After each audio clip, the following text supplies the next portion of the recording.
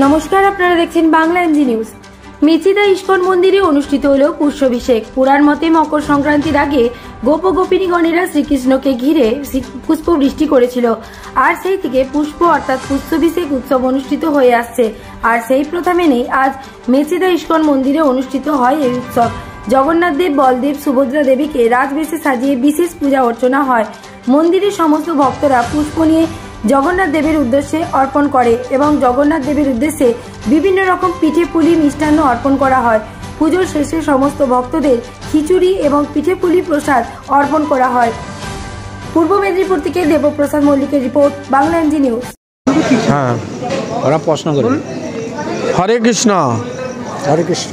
আমাদের সাথে সবাই আমার কমিটির সদস্যরা উপস্থিত আছে। আমার প্রিয় মানুষ আমাদের দেশে সুশোভন রানা মহাশয় আছেন, যিনি মন্দির রং টং সমস্ত দায়িত্ব নিয়েছেন।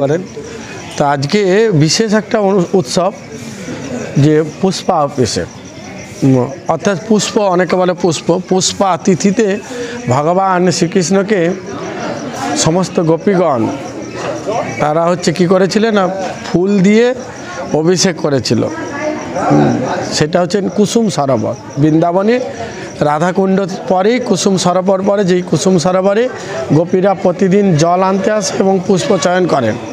সেইখানে ভগবানকে প্রতিদিন ভগবান লুকি লুকি তাদের দেখে, তা যা ধরা পড়েছে সবাই তাকে রত্ন বেদিয়ে পুষ্প বেদিতে বসিয়ে এই তিথির এই পুষ্পা অভিষেক কেন না, এই পুষ্পা তিথি যেটা মকর সংক্রান্তি দিনের আগের মুহূর্তে ভগবানকে অভিষেক করেছিলেন বলে তাই এটা হচ্ছেন পুষ্পা অভিষেক।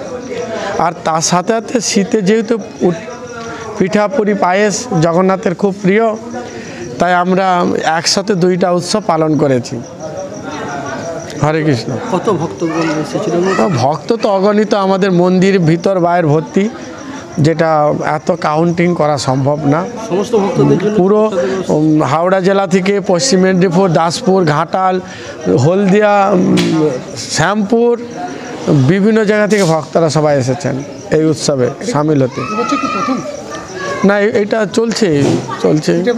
হ্যাঁ, চলছে। সারা বছর তো আমাদের সবথেকে বিগ প্রোগ্রাম হচ্ছে রথযাত্রা ফেস্টিভ্যাল, আর দ্বিতীয় হচ্ছেন দামোদর উৎসব, তারপরে জন্মাষ্টমী, রাধাষ্টমী, বলরাম জয়ন্তী, দোল, ঝুলন উৎসব, প্রভুপাদের আবির্ভাব, এই বিভিন্ন উৎসব লেগে আছে, একদম পুরো প্যাকড আপ।